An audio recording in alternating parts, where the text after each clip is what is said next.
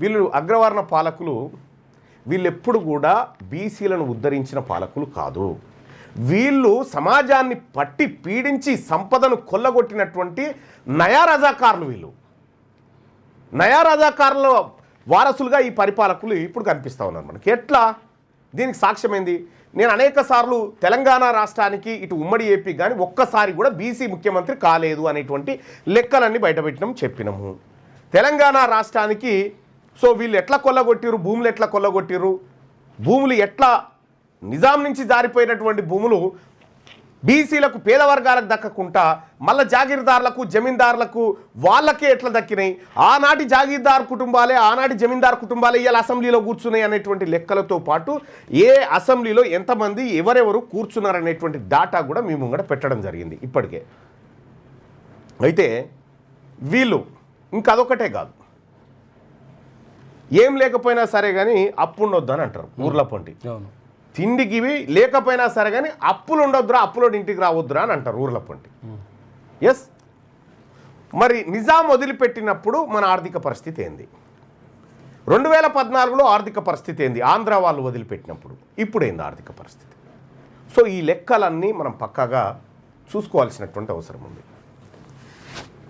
కాబట్టి 1948 నాటి బడ్జెట్ లెక్కలలోకి వెళ్దాం. ఆ రోజు బడ్జెట్, ఈ పాలకులంతా ఏం చేశారంటే, ఈ అగ్రవర్ణ పాలకులంతా నిజాం దుర్మార్గుడు, నిజాంకి శాతగాదు, నిజాం రాక్షసుడు అనేటువంటి ఒక కలర్ తీసుకొచ్చినారు. కానీ నిజాంను మించిన నరరూప రాక్షసులు వీళ్ళు.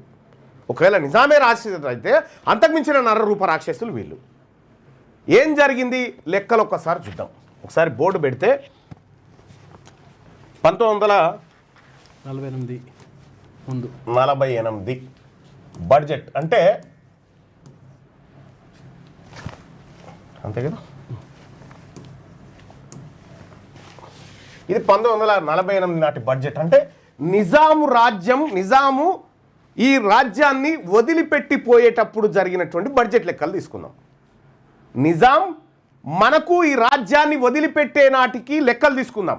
ఇది చాలా కీలకమైంది. ఆర్థిక దోపిడీ ఎట్లా అగ్రవర్ణాలకు మంచి అయింది, మన కొంపలు ఎట్లా ముంచిందో మనం తెలుసుకోవాల్సినటువంటి అవసరం ఉంది. ఇవాళ తెలంగాణ రాష్ట్రం ఈ ఒక్క ఏడాదే ఎంత మిత్తి కడుతుంది ఎరికైనా? 25,000 కోట్ల రూపాయల మిత్తి పైసలే, ఓన్లీ మిత్తే, మనమే కట్టేది, ఎవడు కాదు. 1948 లెక్కలు ఒక్కసారి తీసుకుంటే మనకు ఇన్డెప్త్గా ఆర్థిక దోపిడీ ఎట్లా జరిగింది, రాజకీయ దోపిడీ గురించి మాట్లాడుకున్నాం, ఆ తర్వాత భూదోపిడీ గురించి మాట్లాడుకున్నాం, అవినీతి గురించి మాట్లాడుకున్నాం కదా. రాజకీయ దోపిడీ ఎట్లా జరిగింది అనేది మనం మాట్లాడుకోవాలి. ఇక్కడ 1948లో తెలంగాణ అంటే అప్పుడు హైదరాబాద్ స్టేట్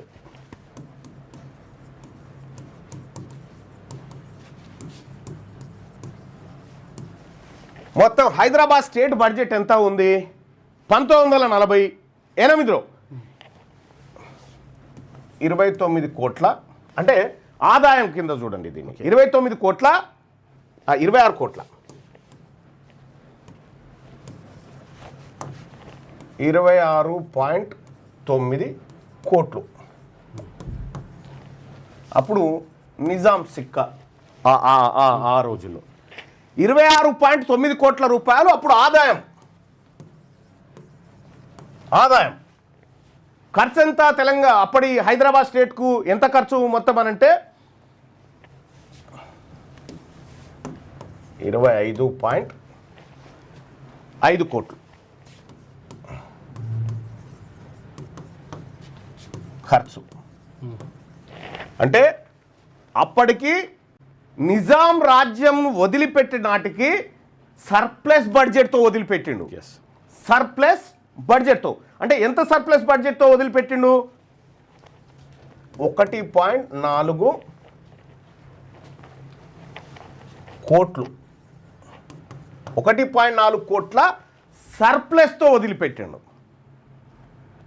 1.4 కోట్ల సర్ప్లస్తో వదిలిపెట్టిండు. దాన్ని మనం ఒక్కసారి చూస్తే ఇప్పటి లెక్కలలో చూస్తే ఇప్పుడు 26 అంటే 26.9 అంటే అది 2,60,000 కోట్లు అన్నట్టు అట్లా అట్లా ఆ లెవెల్లో ఉంటుంది లెక్క. ఆ లెవెల్లో ఉంటుంది. ఇక్కడ మనం క్లియర్గా చూడాలి. 1.4 కోట్లు రైట్. ఆ రోజు హైదరాబాద్ సంస్థానంలో ఉన్నటువంటి ప్రజలకు పంచితే ఎంత వస్తుందంటే ఒక తలకు ఆ రోజు 83 పైసలు మిగులు తలకు. ఓకే, మనకు నిజాం వదిలిపెట్టేటప్పుడు ఉత్తగా అప్పేసిపోలే మన మీద. తలా 83 రూపాయలు పెట్టిపోయాడు. తలా 83 పైసలు రూపాయలంటే అది ఈ రోజుల్లో ఎంత వస్తుందంటే 83,000 1,00,000 రూపాయలు అన్నట్టుగా అట్లుంటుంది లెక్క. గట్ల తలా ఒక్కరికి 83 పైసలు మిగులు. అప్పు కాదు, మిగులు. 1948 నాటికి నిజాము ఈ రాజ్యాన్ని వదిలిపెట్టిపోయే నాటికి ఈ హైదరాబాద్ సంస్థానంలో ఉన్నటువంటి ప్రజలకు తలా 83 పైసలు ఏవైతే ఉన్నాయో మిగులు కిందిచ్చిపోయిండు. ఇవి మిగిలిన బిడ్డ నేను పరిపాలన చేస్తే ఇగో ఇవి మీ పైసలని అప్పచెప్పిపోయిండు. రైట్. అది పోయిన తర్వాత ఇంకా ఆ రోజు 83 పైసలు అంటే 1948లో 83 పైసలు అంటే ఇవాళ ఎంత ఉంటుంది? అప్పుడు బంగారం వస్తుంది, తులం బంగారం కూడా వస్తుంది. అప్పుడు తులమా? తులాల కొద్ది వచ్చేది. తులాల కొద్ది బంగారం వచ్చేది. దాంతో ఇంత దీని లెక్క ఎన్ని లక్షలు అయితే ఇగో ఇప్పుడు ఒక్కసారి చెప్దాం.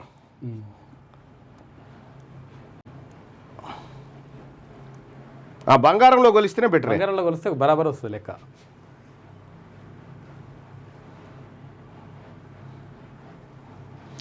$1948లో తులం బంగారం ధర ఎంత ఉందనేది ఒకసారి చూస్తే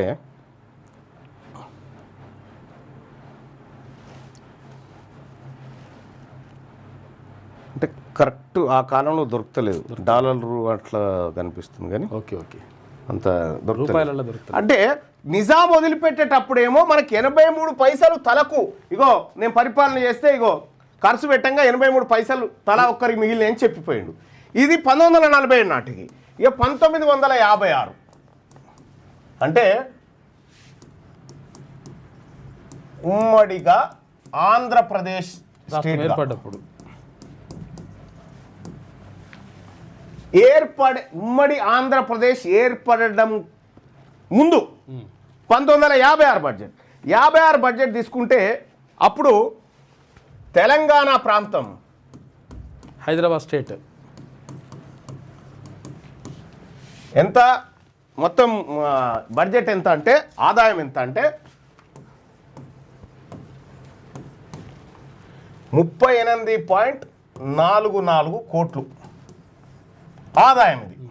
ఓకే, ఖర్చు ఎంత?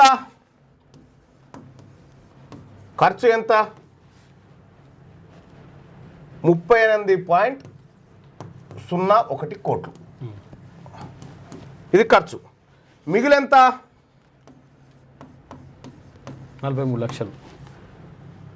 0.43 కోట్లు. ఓట్లే అంతే. తెలంగాణ రాష్ట్రం ఏది భాషా సంయుక్త రాష్ట్రాలుగా ఏర్పడే కంటే ముందు తెలంగాణ రాష్ట్రం 1956లో ఉన్నటువంటి ప్రాంతం, తెలంగాణ ప్రాంతం ఆదాయం 38,44,00,000 ఉంటే ఖర్చు 38,01,00,000. మిగులెంత? 0.43 కోట్ల రూపాయలు ఆ రోజు మిగులు. ఏది ఆంధ్ర వాళ్ళు ఎంటర్ అయ్యే నాటికి మిగులు మనది. ఆ రోజుల్లో తలకు 22 పైసలు మిగిలినాయి. తలకు 22 పైసలు మిగిలినాయి.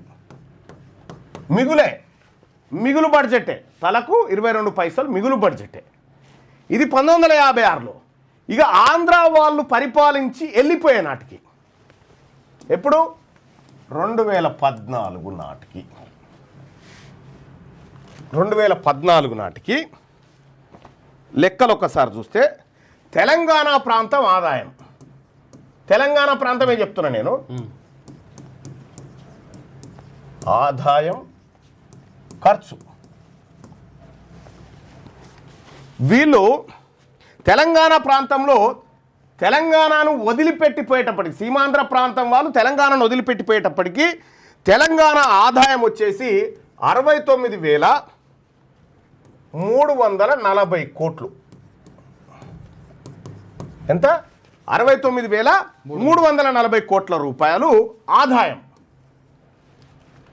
ఇది ఇక్కడ పుడుతున్న సంపద. అవును. రైట్. ఇక ఖర్చు ఎంత ఉంది? ఖర్చు ఎంత ఉందంటే 62,071 కోట్లు ఖర్చు. తెలంగాణ రాష్ట్రాన్ని ఆంధ్ర పాలకులు వదిలిపెట్టిపోయే నాటికి తెలంగాణ ప్రాంత ఆదాయం వచ్చేసి 69,340 కోట్లు అయితే తెలంగాణ ప్రాంతంలో ఖర్చు 62,071 కోట్లు. అంటే సర్ప్లస్ బడ్జెట్ ఎంత? 7,000. మిగులు బడ్జెట్, మిగులు 7,269 కోట్లు. ఓకే, మిగులు ఇంత మిగులు. తెలంగాణ రాష్ట్రం ప్రత్యేక రాష్ట్రంగా 2014లో ఏర్పడే నాటికి ఆంధ్ర పాలకులు కూడా అయ్యా మిగులు బడ్జెట్ తోటి మనకి ఇచ్చిపోయారు. ఎంత?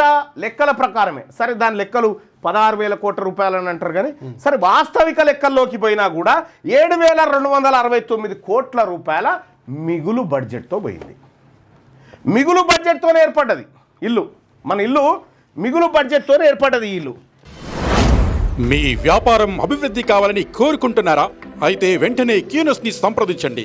Schools, colleges, banks, shops, office promotions, land promotions, political promotions, restaurant promotions, hospital promotions, పుట్టినరోజు వేడుకలు, శుభకార్యాలు, వ్యాపారాలు ఏవైనా, సందర్భం ఏదైనా ఇప్పుడే క్యూనస్ ద్వారా తెలియజేయండి. మీ వ్యాపారాన్ని అభివృద్ధి చేసుకోండి.